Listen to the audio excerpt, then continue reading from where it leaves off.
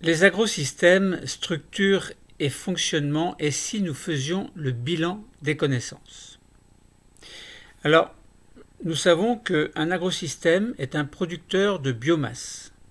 Alors nous avons parlé de certains mots très importants à connaître, à comprendre évidemment, tels que les mots intrants, agrosystème, culture, élevage, production de biomasse, exportation de la biomasse.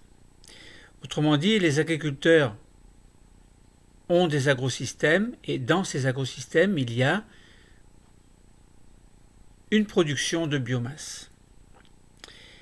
Dans un agrosystème, nous avons des agriculteurs qui vont modifier certains paramètres de l'environnement, de la plante qu'ils ont à cultiver, et qui servira justement à produire cette biomasse.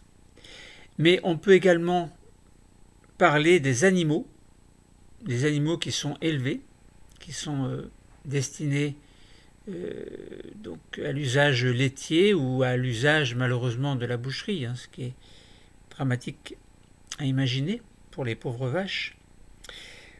Bon, agrosystème, donc l'agriculteur va modifier, que ce soit une plante, un animal, dans son ensemble, dans son partage face aux besoins de l'humanité. L'agriculteur, donc à titre personnel, à titre local, assure une certaine productivité concernant aussi bien les plantes que les animaux. Alors à chacun sa spécialité évidemment. Et l'agriculteur ou la personne qui va utiliser les animaux pour produire cette biomasse vont utiliser ce que l'on appelle des intrants. Alors les intrants, si on parle par exemple d'engrais, engrais NPK, N pour azote, P pour potassium et K pour N pour azote, P pour phosphore, et K pour potassium. Donc parmi ces intrants, il y a des produits que l'on dit phytosanitaires, alors qui seront par exemple des insecticides, des herbicides, des fongicides, pour lutter contre les parasites, mais également à côté des produits phytosanitaires, nous pouvons avoir des médicaments, par exemple des antibiotiques. Donc ces produits, ils vont permettre le maintien d'un bon état de santé des cultures ou bien des animaux que l'agriculteur, que la personne en tout cas qui s'occupe de l'agrosystème va élever. Donc plantes, cultures, animaux, on a compris. Donc l'agriculteur va utiliser des intrants, de l'eau. Il va utiliser de l'eau évidemment, donc notamment pour l'irrigation des cultures, l'alimentation des animaux, très important. L'agriculteur va utiliser également des engrais. Alors les engrais, évidemment, nous en avons parlé très largement, sont nécessaires afin de renouveler les qualités de certains sols.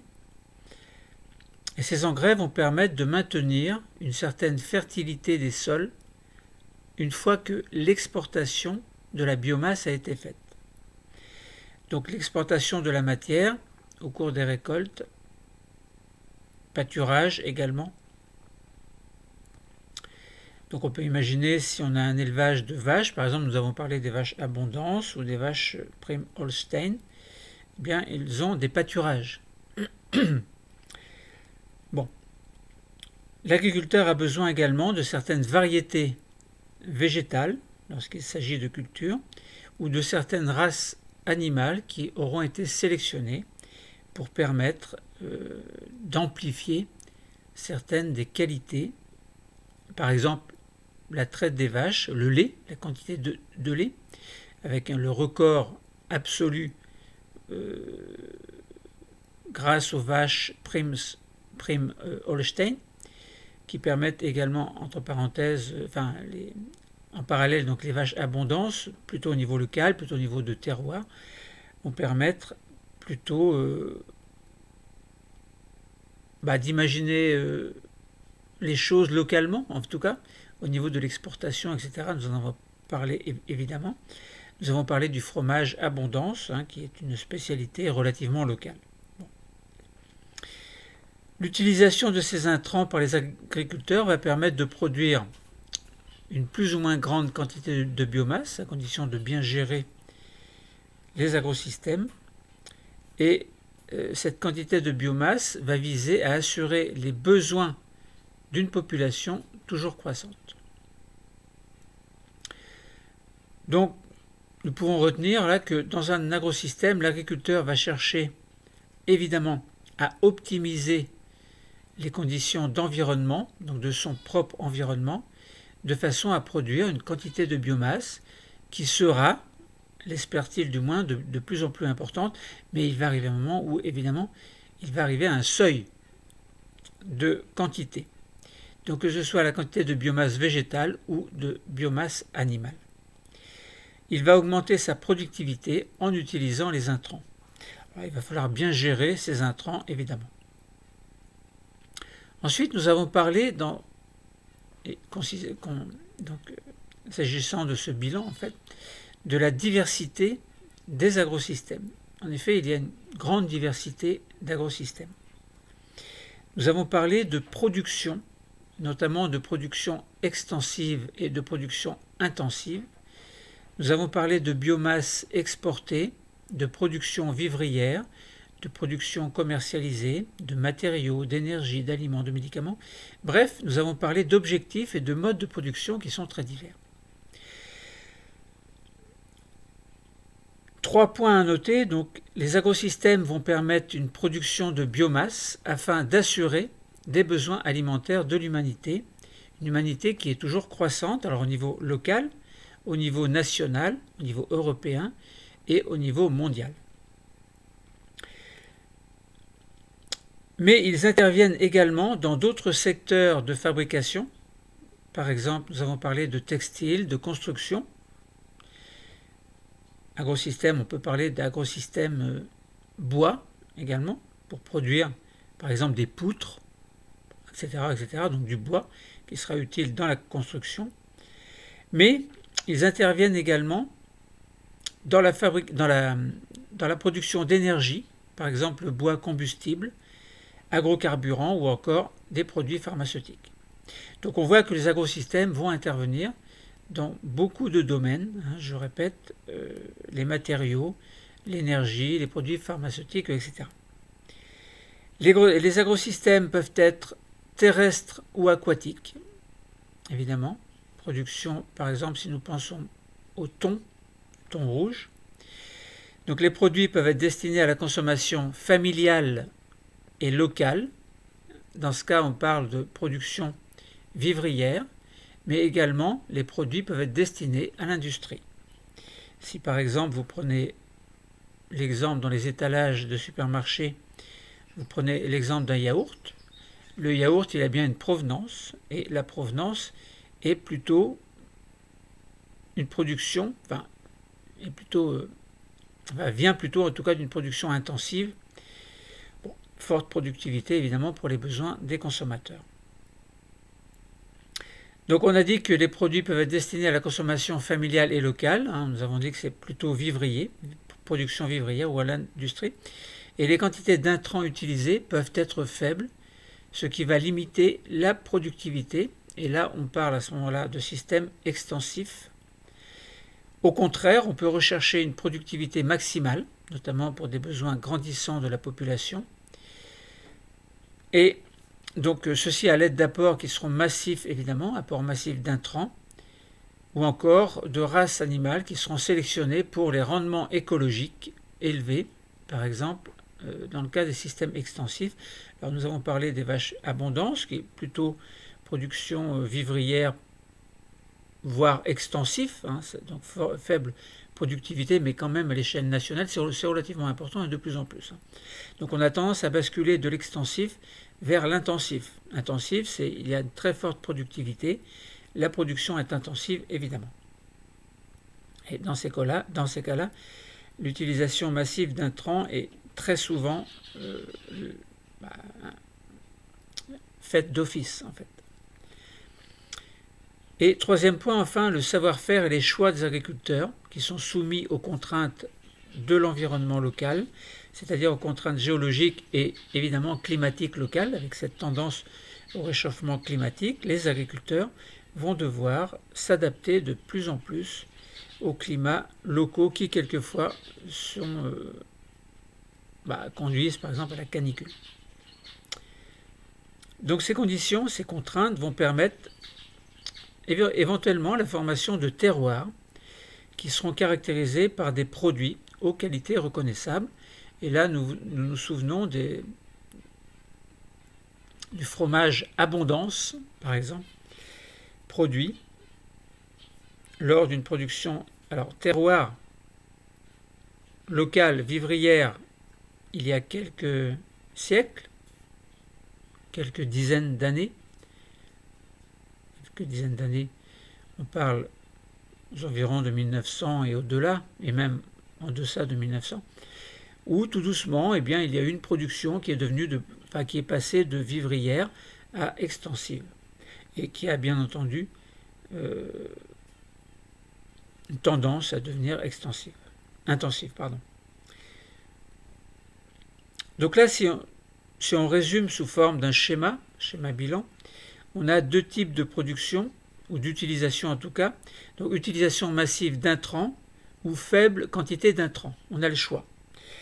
Alors, lorsque l'utilisation massive d'intrants se fait, on parle en l'occurrence là de production intensive. Du moins ces intrants sont nécessaires à une production intensive, donc forte productivité.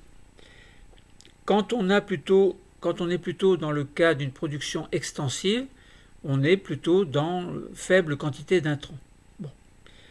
Faible productivité. Donc dans les deux cas, vous voyez, on a production intensive, production extensive, production intensive, forte productivité, production extensive, faible productivité, mais on relativise évidemment. Dans les deux cas, que ce soit intensif ou extensif, on a une biomasse qui sera exportée. Dans les deux cas, on a une exportation. Alors, la biomasse exportée peut servir à une production vivrière. Premier cas.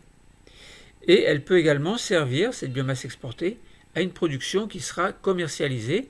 On se souvient de l'exemple des yaourts, mais ça peut être des fromages, des produits laitiers, de n'importe quelle biomasse exportée qui provient d'une production, donc d'un agrosystème particulier. Production vivrière, production commercialisée, dans les deux cas, on peut avoir fabrication de certains matériaux, utilisation d'énergie, d'aliments, fabrication de quelque chose qui va servir à produire de l'énergie. On pense au feu de cheminée, par exemple les bûches, le bois. Production d'aliments, production de médicaments. Donc dans tous les cas, il y a des objectifs et des modes de production qui sont très divers. Donc il faut retenir que les caractéristiques d'un agrosystème peuvent varier en fonction des objectifs de production, évidemment, et de la recherche d'une productivité plus ou moins élevée. Ensuite, nous allons parler de la formation des sols. Évidemment, quand on a un agrosystème, et qu'il s'agisse de culture ou d'animaux, en fait, dans les deux cas, d'élevage d'animaux, dans les deux cas, il y a un sol. Si on fait la pyramide alimentaire, la chaîne alimentaire, pyramide, ça veut dire quoi? Ça veut dire qu'il y a une pointe. Ça veut dire qu'il y a une surface à la base également qui est très large. Dans tout ce qui est très large, on pense aux végétaux. Et on remonte vers le sommet, on pense plutôt aux mangeurs de végétaux, donc aux herbivores. Et si on remonte encore, on escalade tout doucement cette pyramide, on arrive à des quantités de moins en moins importantes qui correspondent à des prédateurs. Donc les prédateurs des herbivores, puis après les super prédateurs, etc. Mais dans tous les cas, si vous imaginez par exemple une culture de blé, de maïs ou n'importe quoi, il faut un sol. Il faut une certaine fertilité du sol. Il faut que les plantes puissent pousser la première année, mais également les autres années. Donc il faut qu'il y ait un renouvellement et il faut que le sol soit recyclé en quelque sorte. Si vous imaginez des vaches qui vont manger de l'herbe dans un pâturage, dans un champ, cette herbe est mangée, il faut qu'elle soit renouvelée. Il faut que les vaches, par exemple, de mois en mois, d'année en année, ait une bonne condition physique et psychologique, entre guillemets, mais physique de manière à assurer une production optimale, que ce soit de lait ou de viande. Bon. Donc pour ça, la formation d'un sol est très importante au niveau des agrosystèmes. 3 points à noter, donc les sols vont former une surface, une petite pellicule qui sera très fine à l'échelle de la Terre. Donc on a de quelques décimètres à quelques mètres d'épaisseur, et ceci à la surface de tous les continents, en fait. Bon. Alors après, dans les océans, c'est un petit peu particulier. Bon, là, on n'en parle pas, on parle juste au niveau de la surface des continents. Donc, ces sols, ils résultent d'interactions entre les êtres vivants. On parle de réseaux trophiques, en fait, entre les êtres vivants, que l'on peut voir à l'échelle macroscopique ou à l'échelle microscopique, ou à l'échelle simplement en utilisant une loupe binoculaire. Bon. Donc, ces sols résultent d'interactions entre les êtres vivants, mais également avec l'atmosphère. Avec la roche-mère, qui est située beaucoup plus en profondeur, et avec de l'eau, évidemment. Donc, sol, interaction importante, êtres vivants, atmosphère, roche, mer et eau. Deuxième point, donc la pluie. Il y a des variations de température locale, évidemment, et les êtres vivants pionniers vont provoquer la fragmentation de la roche-mère. Puis, lentement, avec le temps, une altération chimique va se mettre en place, et ce qui sera à l'origine de la formation d'argile. On aura alors un horizon d'altération qui va se former, plutôt argileux. On parle d'horizon, ce sont des espèces de couches, des espèces de strates. Donc si vous imaginez en fait un sol, une roche-mère au départ, eh bien cette roche-mère va également subir en surface, une fois qu'une certaine épaisseur de roche-mère aura été dégradée, érodée, eh bien en surface il y a en quelque sorte des végétaux pionniers qui vont venir s'installer. Alors qui dit végétal dit pore aérien, mais également des racines. Donc ça veut dire que les racines vont s'enfoncer dans le sol progressivement et vont puiser l'eau et les substances minérales qui vont provenir de l'altération de la roche-mère. Donc en surface, on va avoir une végétation qui va se développer peu à peu et qui va fournir une certaine matière organique qui sera elle-même... Alors pourquoi matière organique? Parce que la plante, à un moment donné, va mourir. Bon, il va y avoir des déchets, etc. Donc de la matière organique qui, de vivante, va devenir morte. Et à ce moment-là, donc cette matière organique morte va être consommée par la faune du sol. Alors une faune, si on parle des vers de terre, donc on peut les voir, c'est à l'échelle macroscopique, mais si on regarde d'un petit peu plus près, par exemple les collemboles, etc., c'est de plus en plus petit. Et puis il y a les plus petits qui sont les bactéries, les champignons microscopiques, etc. Donc en surface, la végétation va se développer peu à peu et va fournir de la matière organique qui sera consommée par la faune du sol, les champignons microscopiques et les bactéries également.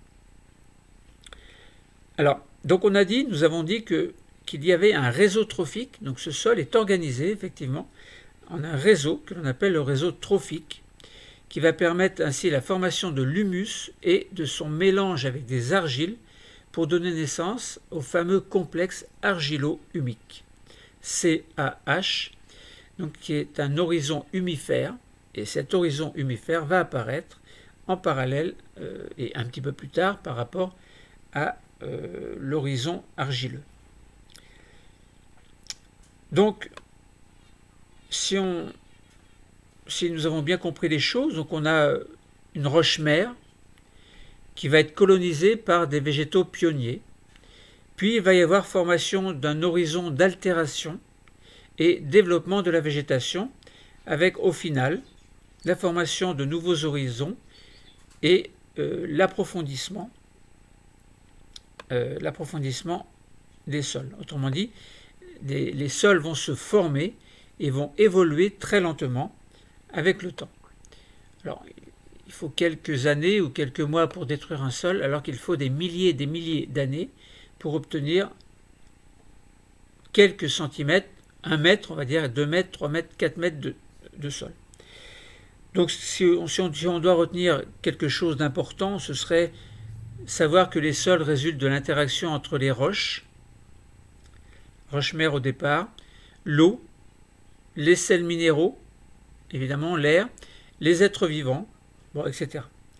Les plantes vont prélever des éléments minéraux dans les sols et vont participer à la production de biomasse. Alors, en parallèle à ce puisement entre guillemets de sels minéraux et d'eau par les racines, il y a également en parallèle, au cours de la photosynthèse, prélèvement de dioxyde de carbone.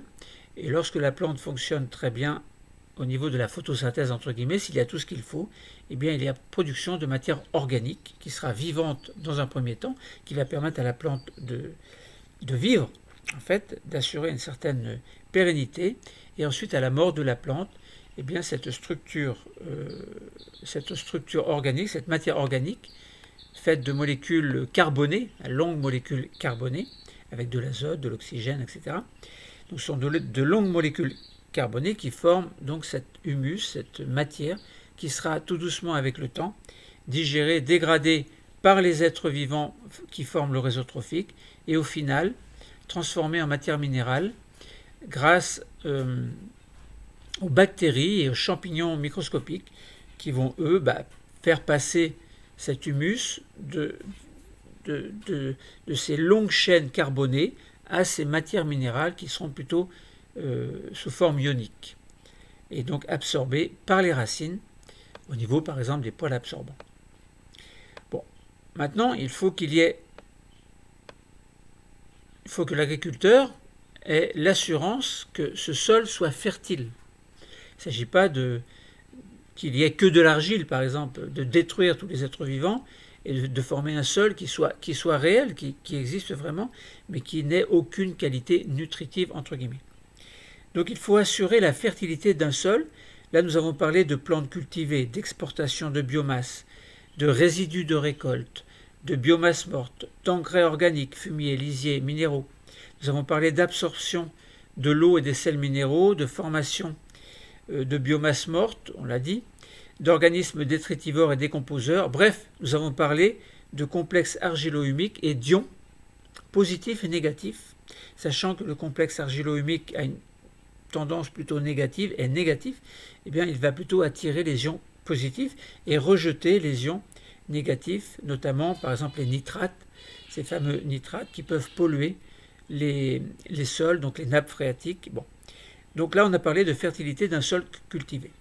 3 points à noter. La fertilité du sol va désigner sa capacité à permettre la production de biomasse végétale. Et ceci est de plus en plus important. On veut qu'il y ait une biomasse et on veut que d'année en année, la biomasse soit la même, voire augmenter un petit peu la production. L'agriculteur cherche toujours à faire mieux. Bon.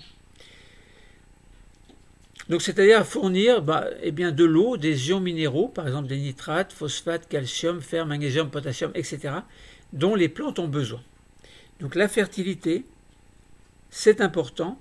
Fertilité d'un sol, ça permet à une biomasse végétale d'être suffisamment importante pour rendre, entre guillemets, rentable et optimiser donc tout ce que l'agriculteur a mis en place. Donc la fertilité, c'est rendre un sol fertile, c'est une chose. Poursuivre ou faire le recyclage de ce sol de manière à ce qu'il reste fertile, c'est autre chose.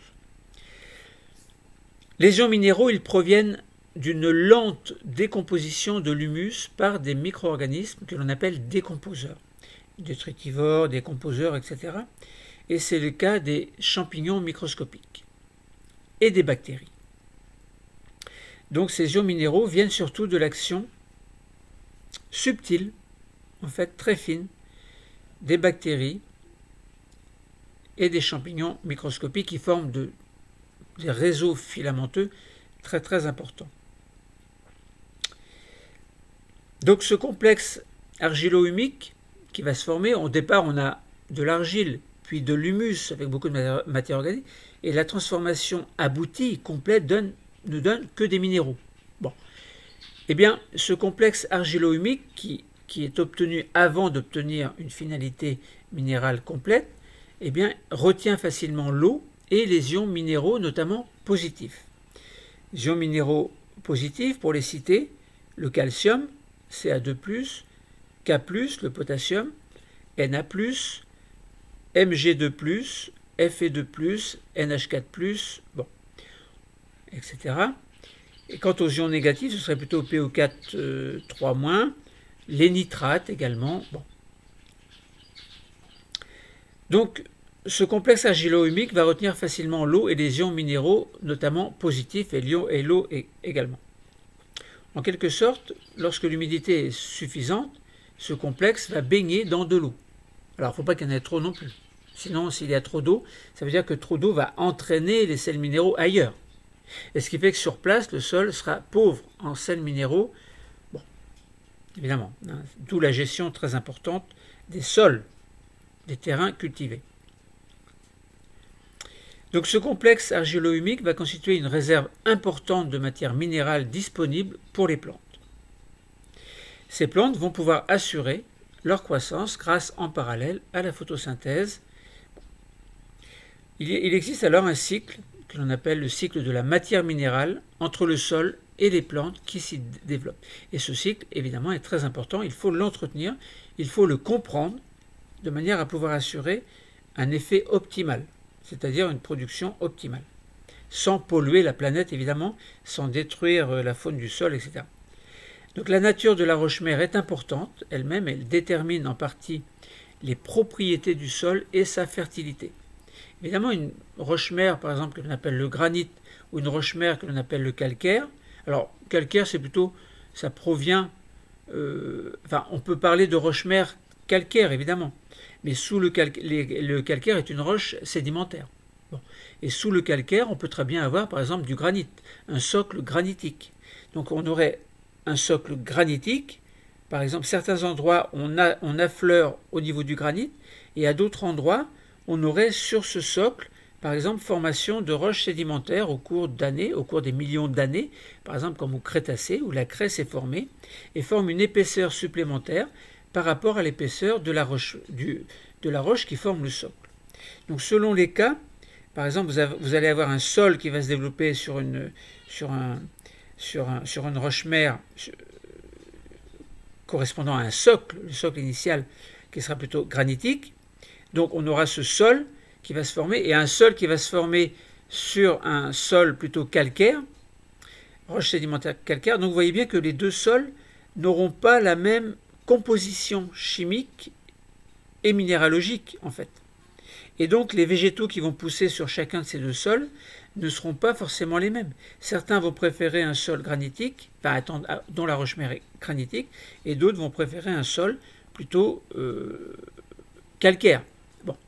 Il y a également des sols qui sont argileux, etc. Bon.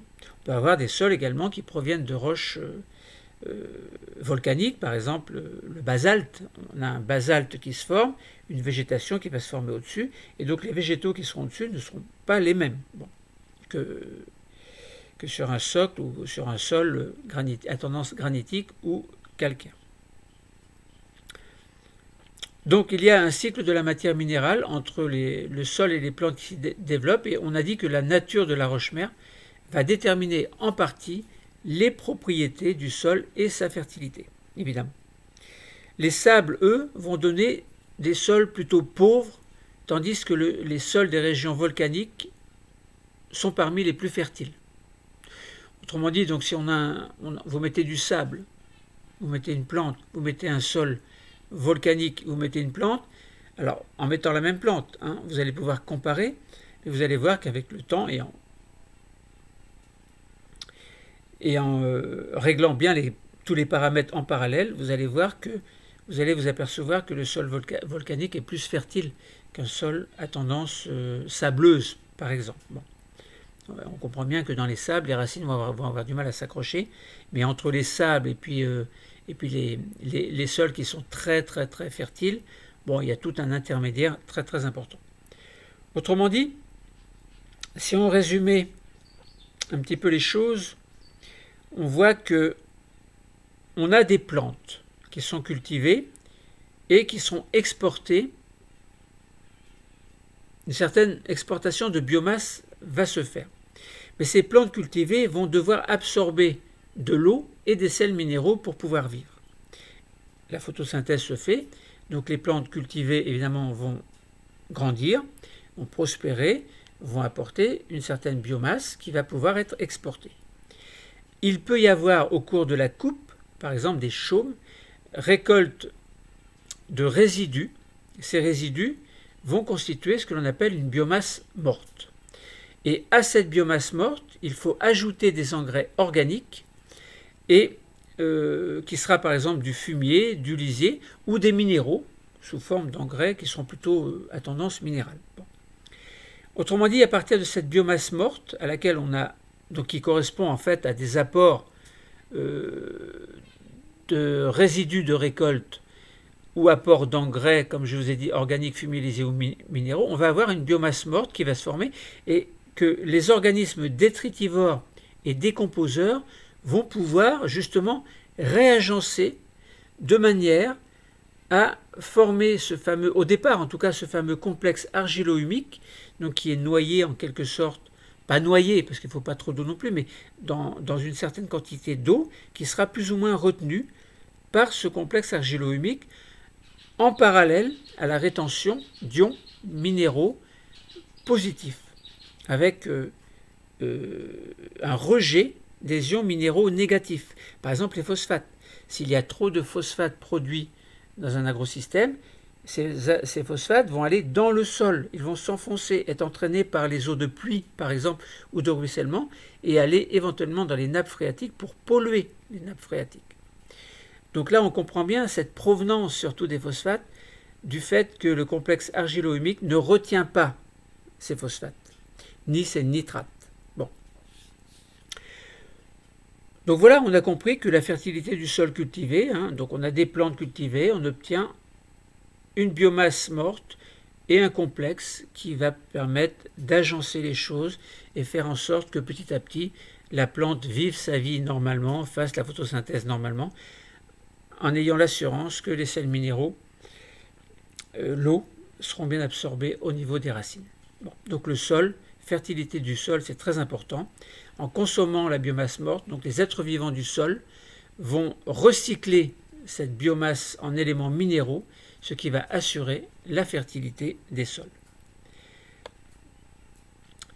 Voilà, donc là on a compris. Alors on a compris, nous avons compris que... Alors, toujours ces problèmes...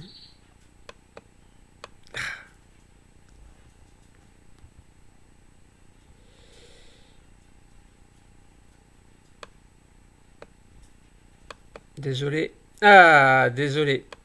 Nous avons compris, bon, dans ce bilan des connaissances, la structure et le fonctionnement des agrosystèmes. L'agrosystème, c'est un producteur de biomasse, très important à comprendre. Nous avons parlé de la diversité des agrosystèmes. Nous avons parlé de la formation d'un sol et de la fertilité des sols. Voilà, le cours est terminé. Merci.